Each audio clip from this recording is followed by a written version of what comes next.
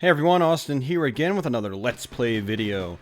Today it is going to be, as you can see, Gleylancer for the Sega Megadrive, or Sega Genesis in North America. This is a shoot 'em up. It's a Japanese exclusive and never came out in North America on the Sega Genesis. Funny enough, it was actually released on the North American Virtual Console, as well as the Virtual Console in Japan and Europe. I think sometime in like 2008 or something. It was a fairly early Virtual Console release. So if you guys have a Wii, you can play this game through that, or you can download it and play it in emulation if you want, since it never came out in North America. This is actually a pretty solid shoot 'em up. It's got some really great graphics. It's got some decent music, and some tight gameplay and so forth. Lots of gameplay options, and it's definitely a worthwhile shoot 'em up if you're a fan of shmups. Anyway, it's definitely worth your time. So let's skip this story stuff. I have no idea what they're saying because it's all in Japanese. Supposedly there are translation ROMs you can get of this game. So if you're going to go the emulation route or flashcart route, you can get a translated ROM. There's also reproductions out there. They might have the translated ROM, or they might be using the translated ROM. I'm not sure. So this game does have multiple difficulty modes. I haven't played it on hard, but we're going to be playing it on the default difficulty mode, which is what I usually like to do in these Let's Plays. So we're going to be playing it on normal mode. And scenario mode, I believe, is like your story sequences and so forth. So we'll just go ahead and leave that on. Shot is manual. You can have it fire for you, apparently, which I haven't actually selected that. I just always do the manual shot.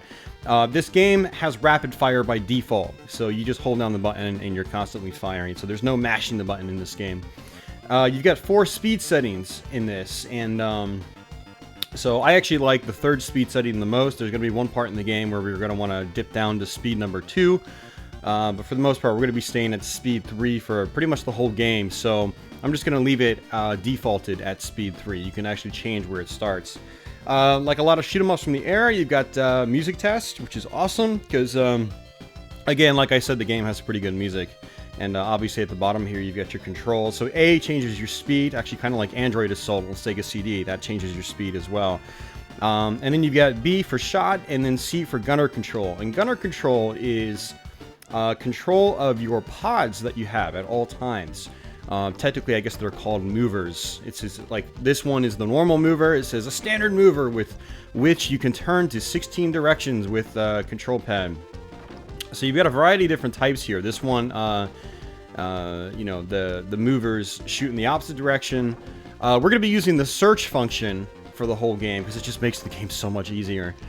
These basically lock on to any enemies they see, and trust me, I would suggest starting with the search function. I actually had I used the shadow function the first time I beat this game the other night, and it's very reminiscent of like the option system in Gradius. It actually is pretty difficult though. And then you've got roll. You can just shoot in a bunch of different directions. That might be useful. And then you've got these as well. So we're going to go ahead and just use the search mover system. And on to stage 1. So aside from that, there's actually not a whole lot to explain in this game. It's basically B fires, and if you're using one of the alternate mover systems, the pod systems, you can hold down the C button to activate an alternate pattern for the pod. So if you're using like the shadow one, where the pods just follow you like they do in Gradius, you can actually lock them into place, much like Gradius 5 on the PlayStation 2, which is really cool. And again, that's how I actually went through this game on the first time I finished it. But after finishing that, I was like, you know, I'm going to go through it again and try these like homing ones, or these lock-on ones. And oh man, these lock-on mover systems, they just made life so much easier. So Gleylancer does have a lot of different power-ups. We just picked up the gun laser power-up. If you look in the top center portion of the screen, it actually tells you what weapon you have. So over the course of the game, you know, feel free to check up there for what weapon I'm using. Now we've got the gun 5-way is apparently what it's called. And so the pods I have are just really useful because there's a lot of enemies in this game that come from all directions. They come from forward, they come from behind, some even come from the tops and bottom of the screen. And so having these lock-on pods is really, really useful. Now you can see in the background there's a lot of parallax scrolling. The game makes beautiful use of parallax scrolling. Sometimes it can get in the way of gameplay though, mostly on this first level. You've got all these rocks that are flying at you on the foreground, but then you've got all these rocks in the parallax scrolling in the background as well. And it can be a little bit difficult to actually see the foreground rocks, and you might actually run into the foreground rocks. So I kind of wish they did away with the whole asteroid belt thing in the background, but whatever. The rest of the game is actually pretty solid with the parallax scrolling. It doesn't really get in the way of the gameplay. This is really the only stage where I really noticed it was a problem. So this is our first boss fight. We just need to take out these arms and then just shoot the main ship here. And bosses die really quickly in this game, for the most part. Now, we are on normal mode. I haven't played this on hard mode yet. I'm probably going to eventually, and just to see the differences and so forth. Usually, if bosses die really quickly on the normal difficulty in these games, if you play a higher difficulty mode, they have a tendency of taking a lot longer to destroy. Now, I'm okay with bosses taking very little time to kill in this game, because you get no shields in this game, and it's one-hit kills. And this game does have a checkpoint system, so you know, you got to be very careful in this game. So I'm really okay with bosses just taking a few moments to take down, and that's it, because there's a high risk in this game of dying, basically. So now, one of the issues with the lock-on mover system is that, and it even states this when you're highlighting the movers, the lock-on movers. Basically, they just kind of lock on to whatever the hell they want sometimes, and so you'll have a bunch of enemies in front of you, but they'll be locking on the dudes like way behind you that are just, you know, no longer a threat. So that's something you have to deal with when you're using the lock-on system, the lock-on movers. But there's really only a handful of parts in the game where I think it's a real problem, and it's mainly towards the end of the game where there's some more intricate level design and trickier level design, and you guys will see exactly what I mean once we get to those parts. So yeah, Gleylancer. The parallax scrolling in this game is very reminiscent of the Thunder Force series, particularly Thunder Force 4. I mean, just look at that water in the background scrolling. It's very reminiscent of the first stage in Thunder Force 4, or the first default stage, I should say, because Thunder Force 4 you can play the first 4 stages in any order you want, really, but if you just hit the start button when you start that game, it'll just play the stages in a default route, basically. And so that in that first levels of the default route, you'll have some nice scrolling water like you have in this game. So yeah, Gleylancer makes great use of the parallax scrolling. It's definitely a nice game to look at. It's really surprising it never came out in North America back when the Genesis was on the market, because I think people would have really enjoyed this game.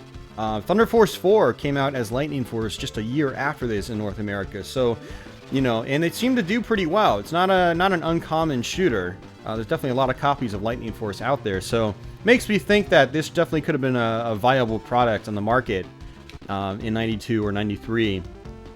It's definitely leagues above a lot of North American shmups that did come out in the, you know, 91, 92, 93, that time range. So it's really a shame we never got it back in the day. It's a fairly colorful game. You'll notice that the color palette changes throughout the course of the game. It's not like the Genesis version of Raiden Trad, where it's just everything is muted for the entire game. They did a fantastic job with varying the color palette from level to level. There's also some nice little subtleties, like if you look at your score at the top, the high score table, it's colored pink, and then your speed is colored pink as well, you know, and you got these nice blinking effects around your ship. It can be a colorful game, a subtly colorful game, you know. You'll have some muted colors in the backgrounds here and there, but then other things liven up the color scheme in this game, and it's really a nice game to look at. The enemy projectiles are flashing colors, much like in Life Force on the NES, and it's good stuff. It's really a damn shame we didn't get this way back when you know, the Genesis was still hot on the market.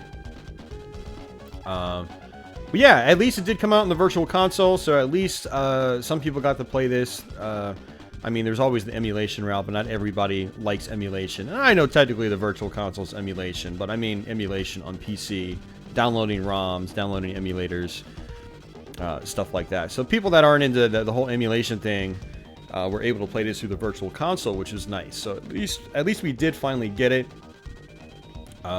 in one way. So yeah, definitely worth playing if you're a fan of 16-bit shoot-'em-ups. It's definitely a solid game. So you can see how these enemies are coming from behind. That's where the lock-on shot really comes in handy. And guys that come from the tops, you know, these pods would just like move up vertically and just take these guys out for you. Now, what I'm actually doing, it looks like I'm having a really easy time, but I'm actually staying quite focused with everything that's happening. Because while the, you know, I've got the lock-on pods doing their thing, I need to make sure I don't just, you know, run into, like, stray bullets. And there's not a whole lot of stray bullets right now, but you'd be surprised how easy it is to die in this game if you just lose your focus for just a quick moment. There could be 2 bullets on the screen, but you'll be focusing on where your pods are shooting, maybe behind you, and you'll smash into a bullet that's just casually flying its way towards you. Not at a fast rate, but it's one of those games you have to be alert with. And that's typically the case with a lot of shoot-'em-ups. But this one in particular, for some odd reason, I find myself just dying in the weirdest ways. Either, you know, slamming into a stray bullet that I didn't see because I wasn't paying attention, or moving too quickly and smashing into a wall. You can die by hitting walls in this game. It's one of those games, I know. A little frustrating, but don't smash into the walls. That's really all I can say to that. So we're at the next boss fight. This boss fight is, you know, like the others, it's fairly easy. I think the next level is where the boss fight becomes trickier.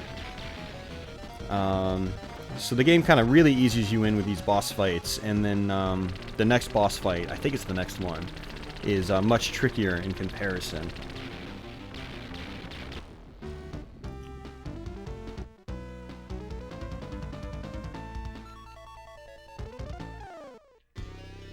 Alright, we're going to skip that story sequence.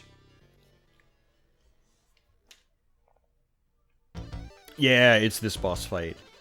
But with the lock-on shot that I have, it's actually not going to be that bad, to be honest with you. So this level actually has some interesting design to it, and you'll see what I mean once we get to it. So you get to go through a bit of a fast sequence here, which was something that was used a lot, a design choice that was utilized a lot in shoot-'em-ups from this time period. I think this style was really made famous by the Gradius series. They did this in almost every installment after Gradius 2. I think was Gradius 2 the first one to do it? Or was it Gradius 3 I'm thinking of? I don't know. But a lot of other shooters from this time period did this, where you're flying down a tight corridor really quickly. And they're not usually that difficult, to be honest with you, but they're just fun, because, you know, the game speeds up, it's really fast, you see the backgrounds flying by. It's always a visual treat when you're in these speed-up sections. Especially in a game like this, where you've got multiple layers of background scrolling and so forth. So this weapon right here that's on the screen, that's the laser. I actually prefer the gun twin, as they call it. And, this is probably actually my favorite weapon in the game, because it's a really rapid shot. It's not as powerful as some of the other shots, but because it fires so quickly, that it just sort of makes up for the weakness of it.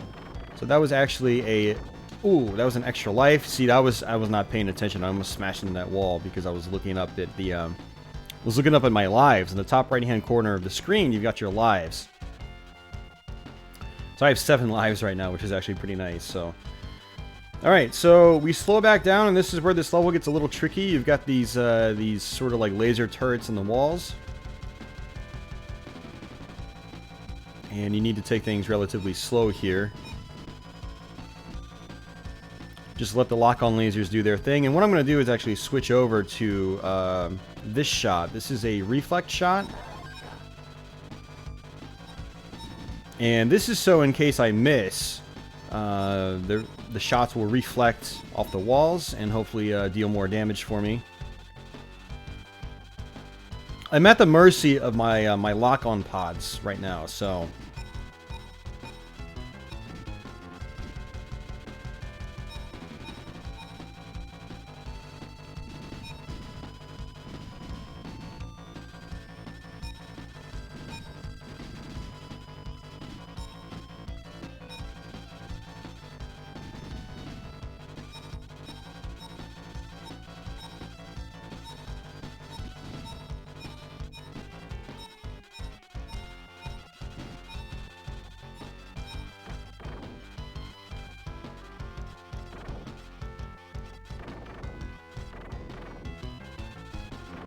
Alright, I had to be quiet for that part. That's a tricky section with the lock-on pods. It's actually a lot easier if you're using the shadow function. It's much, much easier in my opinion. So this is one of those sections where the lock-on pods actually makes things a little more difficult.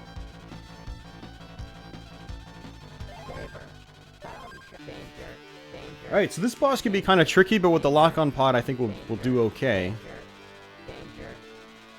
So, in this section, the boss basically tries to wall you in. The walls just constantly shift in towards you. And it gets smaller and smaller and smaller. And basically what you have to do is you have to attack the eyeball-looking thing that comes out of the walls. And it shoots out these little pods as well. The pods can be destroyed, so you can try to focus on those. Oh, wow, that was fast. Yeah, last time I beat this boss, like, it was at least, you know, twice as claustrophobic as it was right there, so... I think the walls will just keep coming in until it crushes you. I haven't discovered if it does or not. I don't really want to find out, personally. Because the checkpoint system in this game really makes you fearful of dying.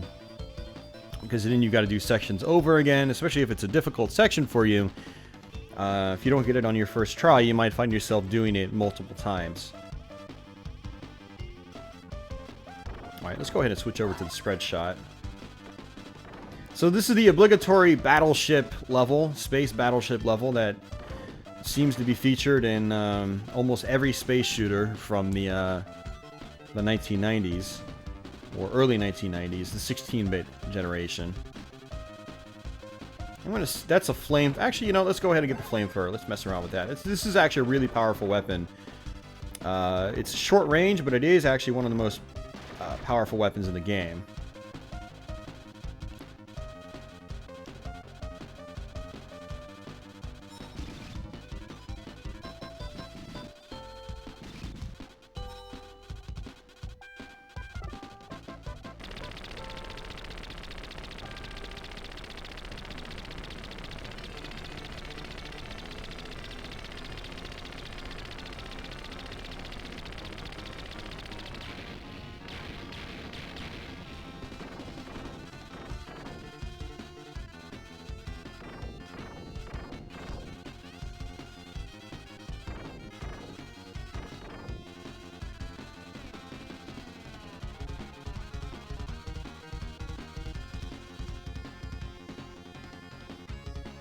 Just waiting for things to happen.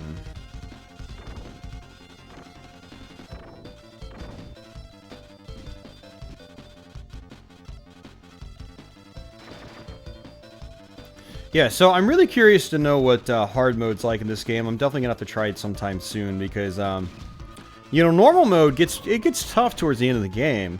It definitely gets tough towards the end of the game, but at parts like this, it almost feels like you're just like sitting in a waiting room somewhere. Like you're not really doing much. But we're actually at the boss fight now, pretty much.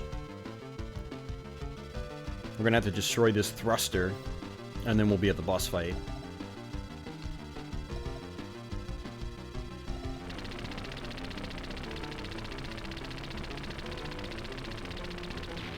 And we've got 8 lives. I think it's quite likely we're gonna make a 1 credit clear in this game. Now, it's not to say I won't die at all, but I think we're probably gonna end up getting the 1 CC. Alright, so this boss has multiple pieces to it. The top piece shoots out a dedicated laser. the middle piece will actually lunge out at you. You really have to watch out for that. That's probably the most difficult part about this boss. Fortunately, the boss's projectiles are destructible, which makes this fight a lot easier. If those were not destructible, this would be actually quite difficult, to be honest with you. You'd have to do some real dodging.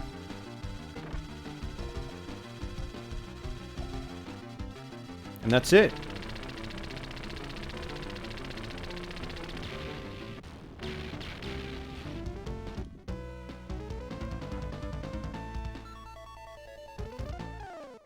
Alright, on to stage 6. We're actually a little over halfway through the game now. There's actually 11 levels in the game. I don't even know if I'd really count the last 2 levels as full stages, especially stage 10. Stage 10 is very, very short.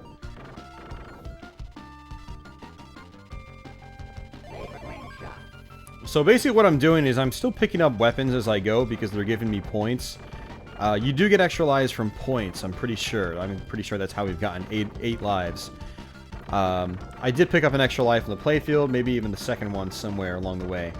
But I'm pretty sure most of those lives came from points. So it's good to actually try to pick up those power-ups if you want to try to maximize your extra lives.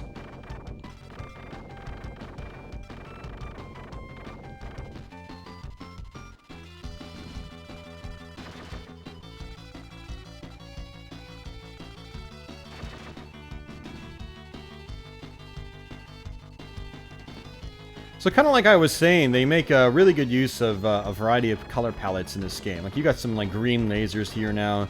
You've got like this reddish orange backdrop, and you see the yellow sun in the background. It's really good stuff. You know, they did a great job with giving you a variety of different color palettes throughout the course of the game. It's not like you're playing and the entire game has the same shade of brown throughout it, you know. Again, I can use Riding Trad as an example, but there's several other shoot-'em-ups in the Genesis, and not just shoot-'em-ups, but games in general in the Genesis where they just did not do a very good job of mixing up the color palette.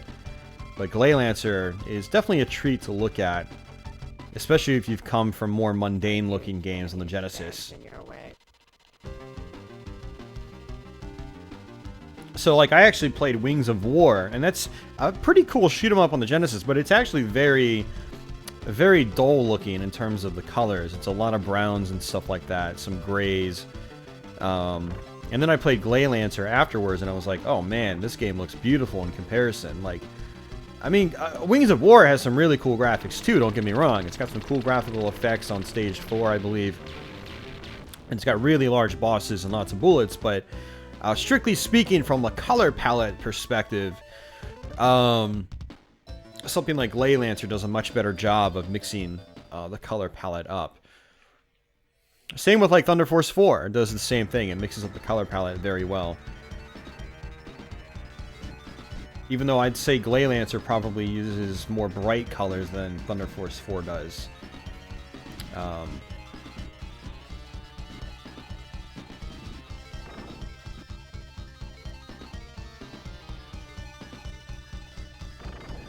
Alright, so this level starts to introduce a couple of other different mechanics. You've got these destructible blocks you're going to have to start shooting through. And this is a mechanic that lasts throughout the rest of the game, basically. One of the other levels coming up, we're going to have to actually dodge these moving boxes, kind of like R-Type style, if you ever played like R-Type 2 or something like that. So the game definitely, you know, it definitely takes elements from other popular shoot-'em-ups, which is a good thing. I mean, the most popular shoot-'em-ups are popular for a reason. You know, they usually have really good design, nice variety, things like that. So if you're gonna borrow from, you know, existing games, borrow from the good ones. You know, you start with a good foundation, and so like this game borrows from Gradius with the whole pod system and how they're implemented. And you know what's funny is, like, it seems like other games later on borrowed from this game. Like Gradius 5 uses the same kind of not lock-on system. Like your follow pods that you can get in this, you can actually lock them in place, and you could do the exact same thing in Gradius 5. So it makes me wonder if Gradius 5 actually got that, like, was influenced by something like Gleylancer way down the road. So that's kind of funny to think about these days. So this is the gun saber weapon. It's actually a really powerful weapon, and I actually do like it. It takes a little while to get used to, especially when you're using the lock-on function, because or the lock-on pods, because they sometimes just do whatever the hell they want, as you can see. The flamethrower there is not as good for this part. The gun saber just has a tendency of just plowing right through these ice blocks here.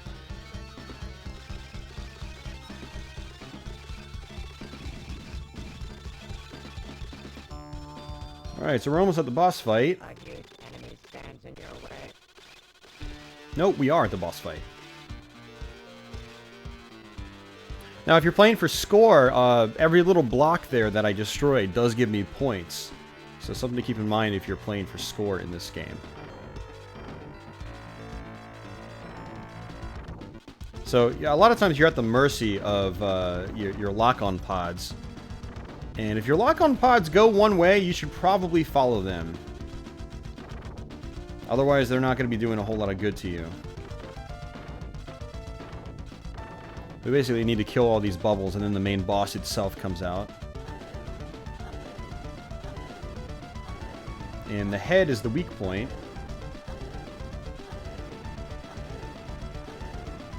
You can see this is where the lock-on pods are really, really good.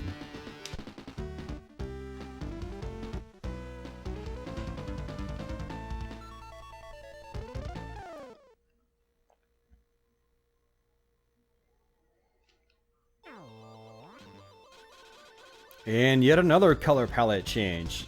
So we're back to, you know, some, you know, I guess, brown, orange colors. But then we got, like, this purple color on the, you know, the rocky area, which is really cool. So, like I said, the color palette in this game, you know, I just can't speak highly enough of, what a great job they did with, mixing up the visual style in this game.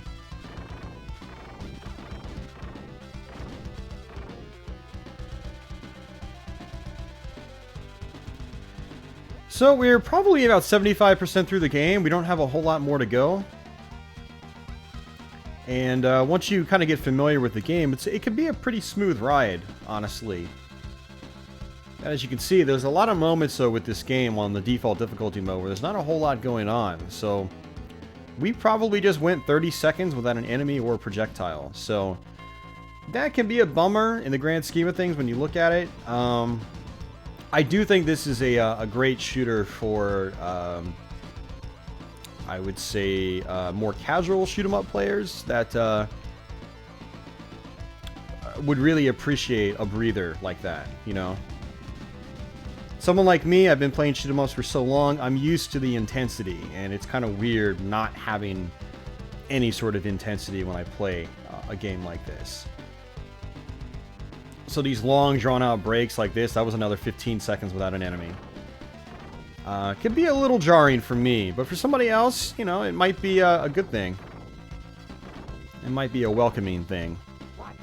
But that's again why I'm interested in checking out hard mode, because I know that it's probably going to be considerably more difficult. And there might even be another difficulty mode above that, you know?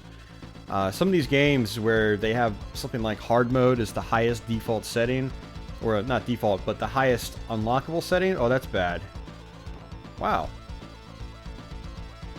What a way to go for the first time. I wasn't expecting that. So this is where it starts to get its R-type influence.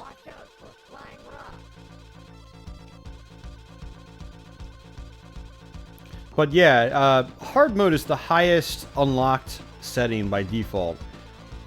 And it's quite possible there's another difficulty mode after that. I'm not 100% sure, but I'm interested to find out. So one of these days I'm going to definitely have to try hard mode, see if I can finish it, and see if there's a higher difficulty setting after that. Just to kind of see how crazy things get in the game. So this part right here doesn't really get up to R-type levels of difficulty, but you do have to watch out, otherwise you can get pinned in just like I did. So it's like, of all the ways I could have died the first time, it was getting crushed by a bunch of face blocks.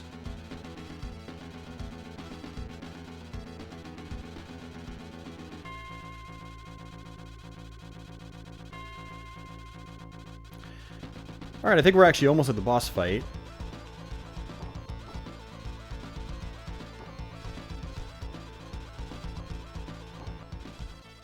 A huge enemy stands in your way.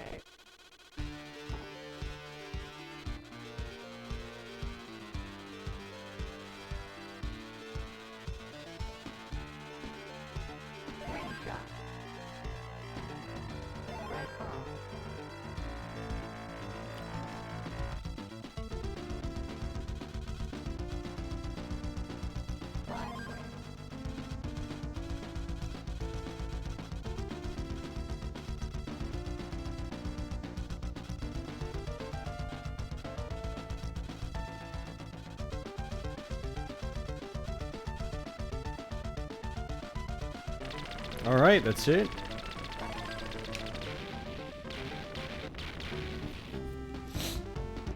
Alright, so this next level is probably the toughest stage in the game, aside from the actual final boss itself.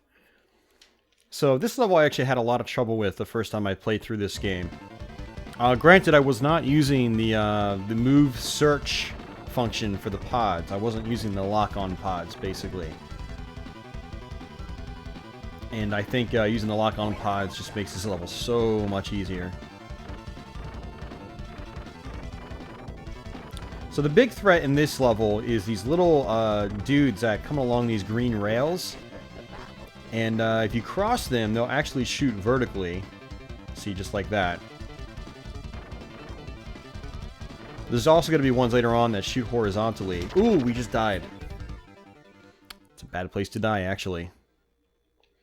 It's okay, I think there's some power-ups here.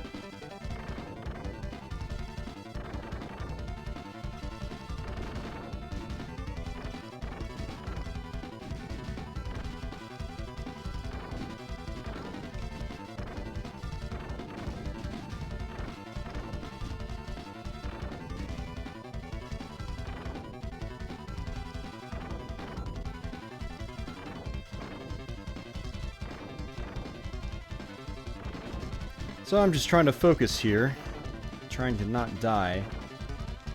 And like I said, it's just so much easier when you got the lock-on pods. When you're using any other form, it's a lot harder. The pods really just do most of the work for you. Which is one of the reasons why, if you're new to this game, I recommend using the lock-on pods. If you know, you're used to the game, if you know the levels, try to mix things up after that. You know, it's definitely a new gameplay experience when you use the different pod setups, because they're not all great. You know, they make things more difficult depending on the setup that you have. So the setup I was using at first is a lot more challenging than this setup I'm using right now. So this guy right here does this three-way shot. You got to watch out for that. And on this form right here, you can just sit down below. Stay outside so you don't get hit by the three-way shot. Ooh, that was close. That's that.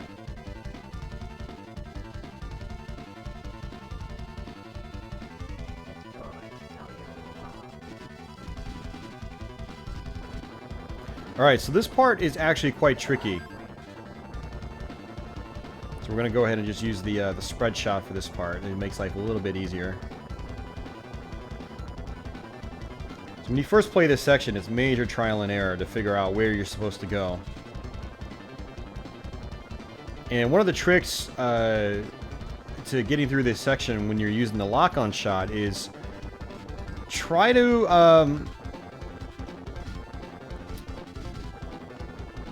obey what your lock-on shot is doing. You know, like if it's pointing to the top right, move towards the top right. And use that to destroy your blocks. Because again, you don't really have control over these pods. Or the lock-on pods, I should say. Which makes this part actually a lot more difficult than it would with other pods.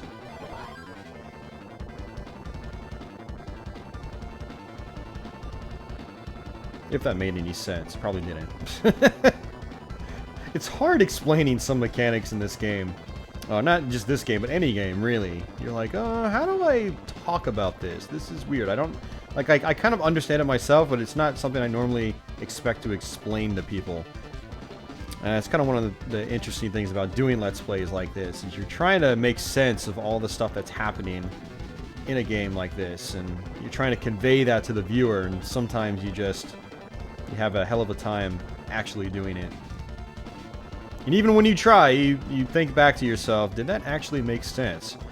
Or did I just sound like an idiot?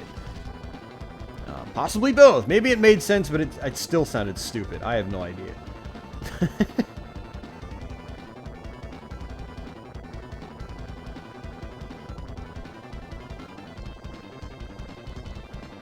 Just racking up the points, man. Racking up the points. A huge enemy stands in your way.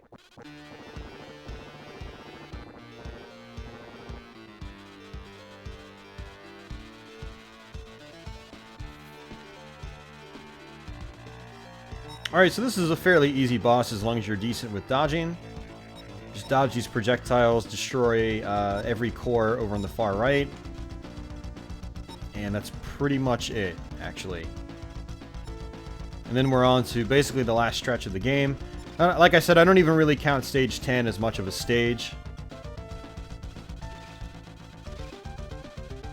And then for this part, you need to destroy these turrets.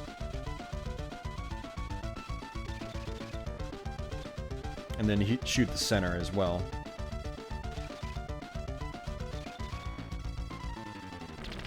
And that's that.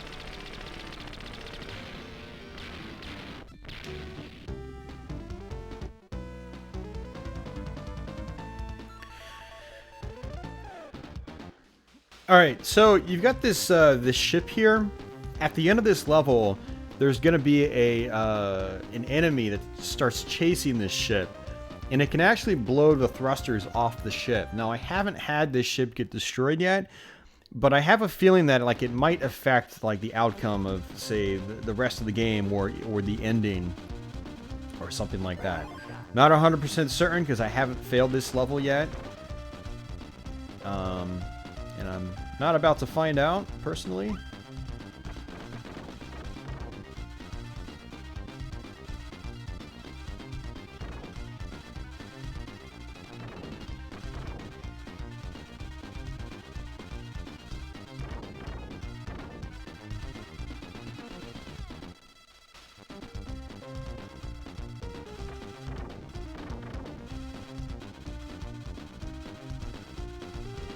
So these green-looking pod things, they actually latch onto your pods, and they prevent your pods from actually firing. But they're only there for just a few moments. So now we got a few of these little cruisers here, and we just destroy these, and that's pretty much the end of the stage. Nothing else to do. Oh, it's just this one. That's right. So this is kind of what I was talking about. This cruiser here can actually blow off the thrusters of that spaceship.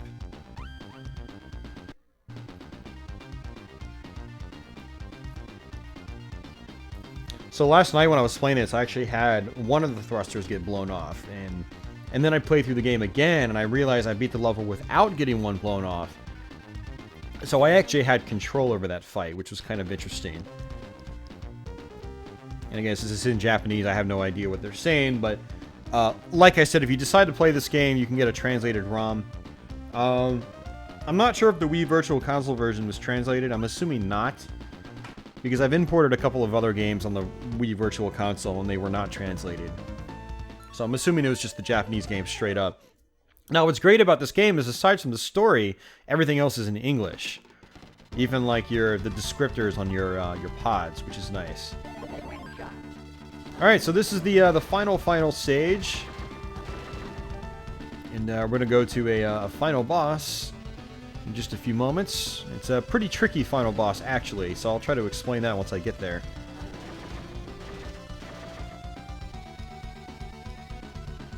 But as I've said a bunch of times throughout this playthrough, the lock-on shot just makes life so much easier. This level was actually kind of tricky.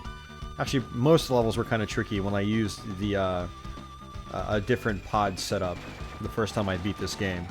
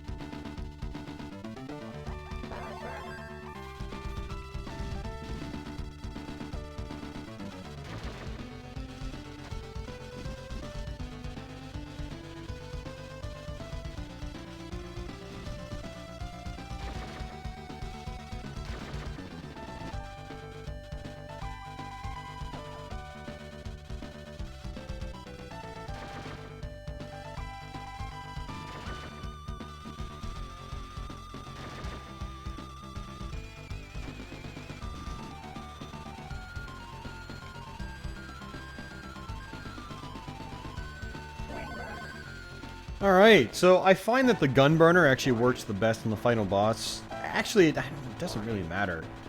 You have to be up a little bit closer, but it does do a lot more damage than your other twin shot you can get. So the first form here is this guy. He just teleports around the screen. He shoots an 8-way shot. And you do have to actually attack him, which it doesn't look like you have to attack him, because he doesn't really blink. But you do have to attack him. And then he goes to this form, and these lasers come out, or these beams come out. And it actually helps to be maxed out on your speed here. And basically what you have to do is destroy both parts of his shield. And this is the tricky part right here. You have to dodge these sort of balls. Whatever they are. Bombs, grenades, I have no idea. Air mines. Space mines. Alright, so now this is actually the final form. It's basically this ball, and a bunch of other balls come out as well. So you need to try to destroy those, and destroy the main one as well. So once it starts smoking like that, you have to try to kill the other ones as well, I believe. Oh no, they're all getting destroyed together. Okay, cool. And that's it. We just beat the game. We just finished Gleylancer. 1 credit clear. So close to getting a 1 life clear. Unfortunately, we died. I think we just died once. Did we die once or twice? I don't remember. But pretty good run overall. I'm pretty happy with that. Like I said, it's not insanely difficult on the default difficulty mode. A lot of other Genesis shooters are difficult on the default difficulty mode, but this one is not that challenging, to be honest with you. But yeah, it's still a great game, though. Like I said, I'm going to try hard mode sometime and see if it differs any from the normal difficulty mode. I'm sure it does. But yeah, Gleylancer is a cool game. If you like shoot 'em ups on the Genesis or in the 16-bit era, I do highly recommend checking this out. Again, either through emulation on a flash card or through the Wii Virtual Console. The Wii Virtual Console is still active. You can still buy Virtual Console games on the original Wii or the Wii U as of recording this in the end of 2016. Who knows how much longer that's going to be up? I don't know. But the old Nintendo shop is still active on the original Wii console. And if you go to the Wii backwards compatibility mode on the Wii U, you can access it through that, and then you can purchase Gleylancer. So we got the obligatory ending graphics. At least this one has some ending graphics. There's a lot of games out there on the Genesis that really have nothing when you beat the game. It's just like a wall of text, and then it goes right back to the title screen. So at least you get to look at something. You get to sit back and relax for a little bit. Bask in your success, basically.